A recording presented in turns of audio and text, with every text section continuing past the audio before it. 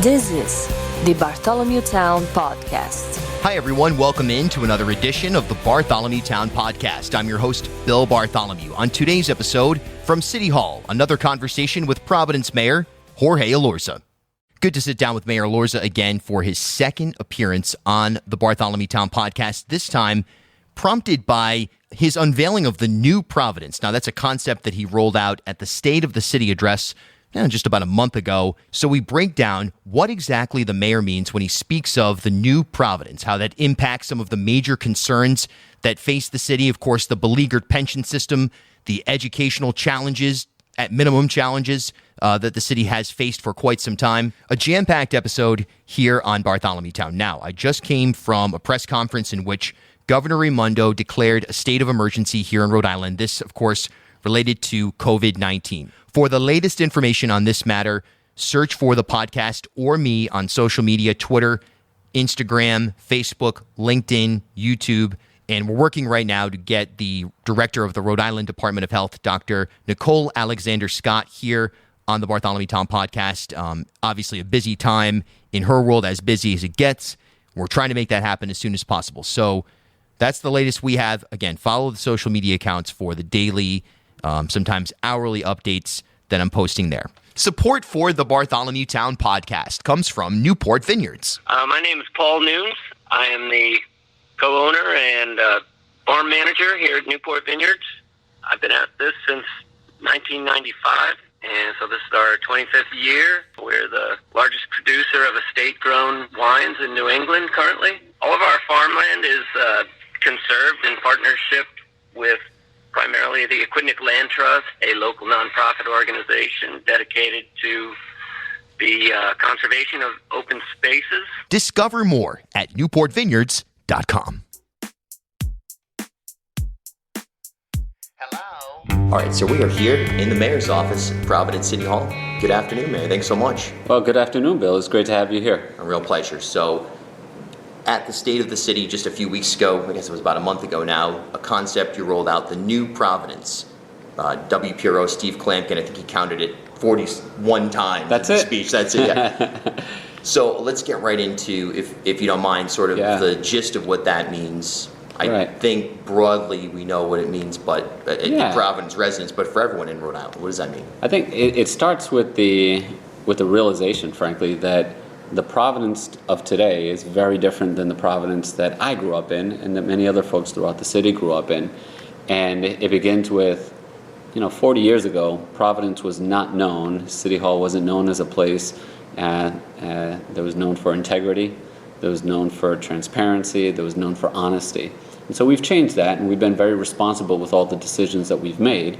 And fiscal responsibility is an important piece of that. So now we're making our full pension payments. We finished every year with a surplus. We have a rainy day fund, a real rainy day fund for the first time in probably decades. And our credit rating has been upgraded. And we're in a better financial position than, frankly, we've been in a really, really, really long time. This isn't something that Providence has historically been known for. And this is the new Providence. And now that we have our finances in order, now we're investing in ourselves. For decades, we've deferred maintenance both in our public schools and in our public infrastructure. Now, finally, that work is being done. We have $500 million, $500 million of infrastructure that's coming over the next 5 years, more than we have ever seen here in the city. And again, it's a change in approach. It means planning for the future and making these investments responsibly, rather than waiting for things to break and then going back and fixing them. When I was growing up in Providence, our city wasn't known for being a safe city. And now, it's the safest that it's been in the entire time that the FBI has kept records. Shootings are down over 65%, and we're building stronger relationships with the community. This has been a long time in coming, but the results speak for themselves. Economic development.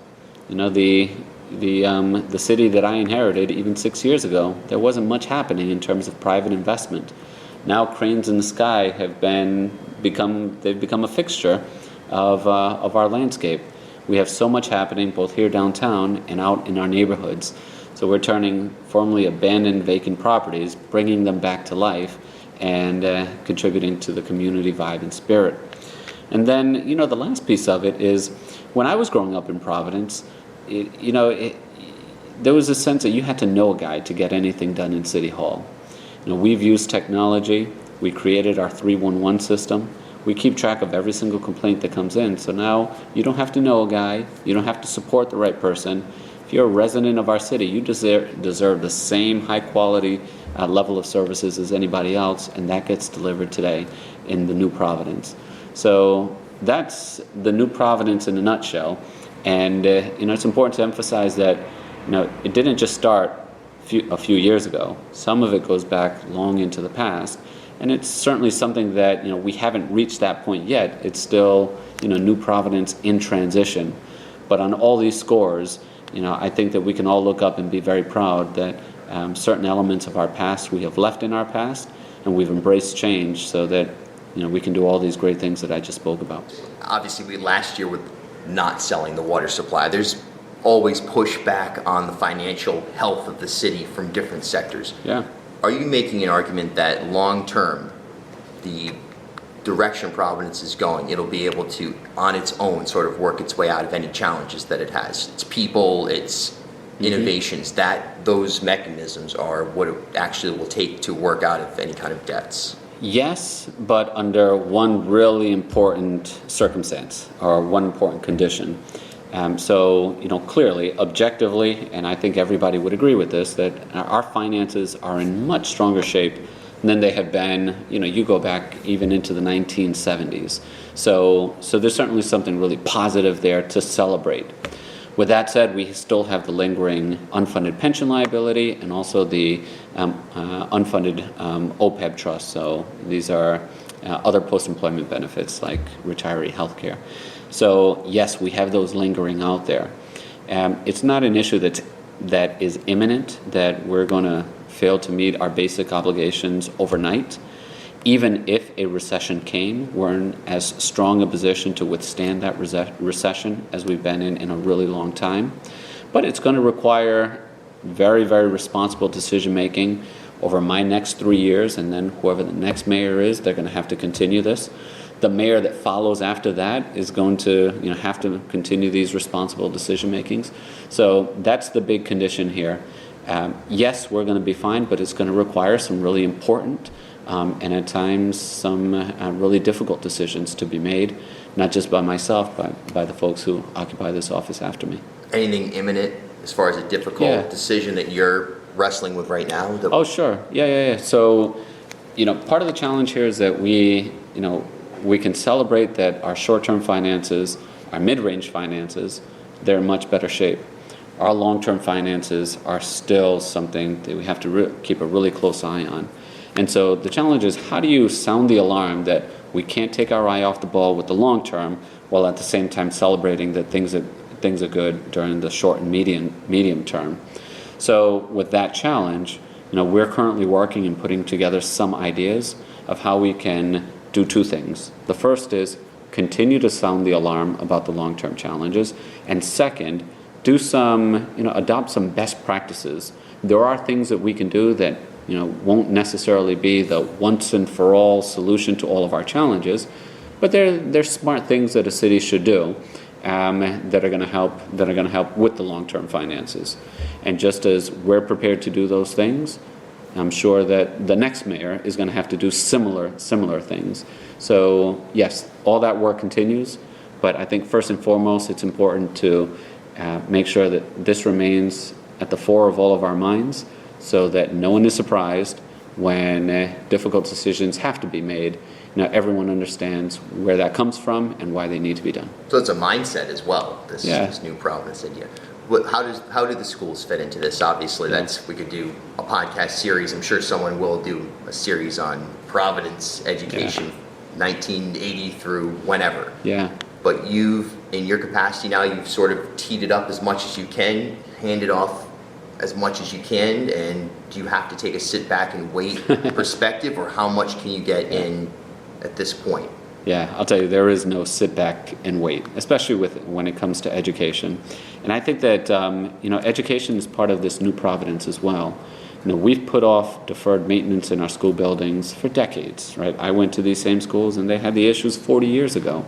But for the first time in a generation, $500 million of infrastructure is going to go in, including $278 million over the next several years. So that handles the infrastructure side. Then on the instruction side, again, I go back for the past 40 years, our schools have been performing as poorly as they are today. And I didn't become mayor to be the caretaker of a failing system. I clashed with the teachers union for a good year and change. I called for a transformational contract. This is over 2 years ago. And during the course of the negotiations, I came to understand that you can't do transformational change through the regular contract negotiation process. The state laws protect the status quo in a way that prevent you from doing this. And at the city level, we also don't have the tools that folks at the state level have. And so that's where the conversation began. I remember sitting down for lunch with the governor, and she saw what I had tried to do with education, and she was very interested in doing something on education. And she floated out some ideas about maybe taking over some middle schools because those were particularly challenged, and partnering in different ways. And I told her, Governor, I'm all in, and if we're going to do this, let's do this. Let's do this full bore. So that's a few years ago that this is last year. Last year. This is well ahead of the Johns Hopkins report. Oh yeah, no, this is what led to the Johns Hopkins report. And so out of that conversation where we agreed, let's do this, we agreed that step number one would be, let's bring in an outside group, let's do a review of the schools, and let's get the process started that way. So that's how it began, and it's part of the new Providence because it's a challenge that we've had for generations, but we haven't taken this step yet. And I'd like to think that we'll look back on this moment 20 years from now and look back and say that this is the moment when the school turnaround began. So there's a lot of hard work to be done, but at the very least, for the first time in a long time, there's hope and optimism that change is coming. This is the Bartholomew Town Podcast. Bartholomew Town, Rhode Island's podcast of record. New episodes every Tuesday and Friday. Listen wherever you get your pods or visit ripodcast.com. And a great way that you can support Bartholomew Town is wherever you're listening right now, leave a rating. Now back to my conversation with Mayor Elorza from Providence City Hall. Last area, I guess, would be mobility, whether it's bike lanes, which is, of course, everybody listening to this knows you're almost associated with that inevitably going forward. But that's a huge movement here in Providence, but there's also mobility concerns. I was hosting on the radio I think it was the day after your State of the City address, and I got a number of calls from constituents who were concerned that they were wheelchair bound, et cetera. In fact, I even met one during the special election for council. Mm-hmm. And there's this sort of broad concern about mobility, buses, affordable housing, how it all fits into building the city. Yeah. Where does that sit in the new Providence? Yeah, that's absolutely a part of our new Providence. And the truth is that Providence is about 20 years late to the game when it comes to multimodal mobility options. You go to cities throughout the country. I think Minneapolis really stands out. But you go to New York City, you go to Washington, D.C., you go to so many places throughout the country and the world, and they've made designated spaces and lanes for bicycles, for scooters, for pushing strollers, for running, for people to use the streets in all of these different ways.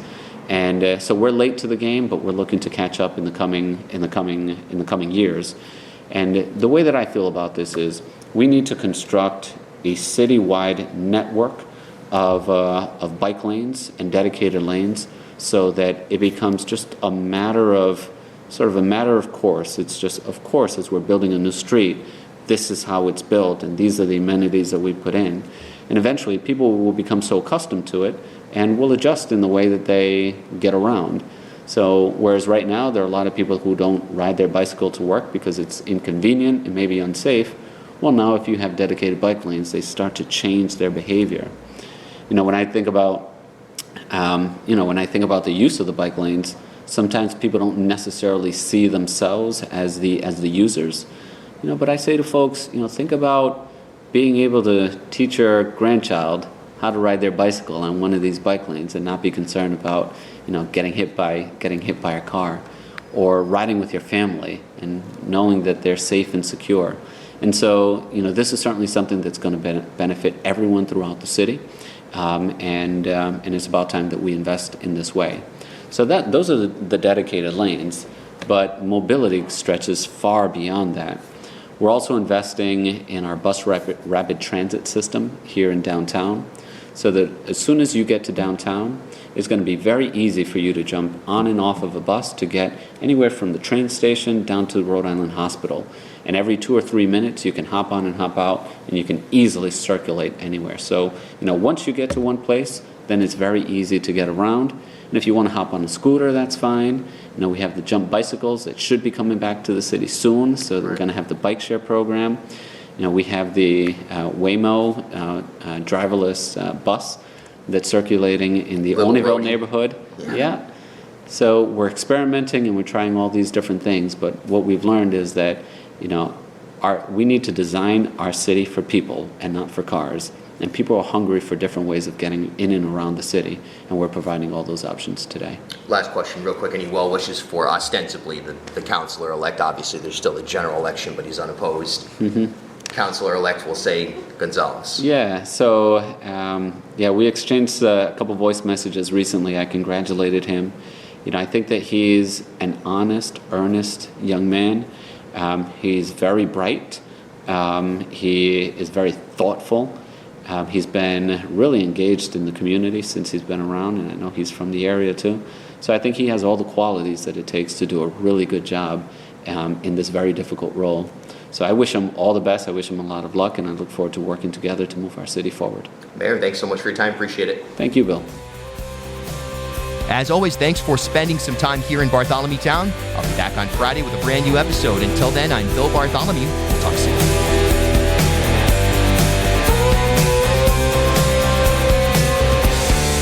This is the Bartholomew Town Podcast. At HealthSource RI for Employers, we provide access to health insurance to more than 1,100 local businesses and nonprofits, and 96% of them renew through us every year.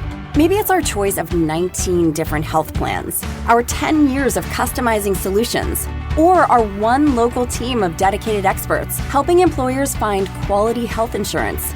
See how our numbers stack up for you. Learn more at healthsourceri.com/employers.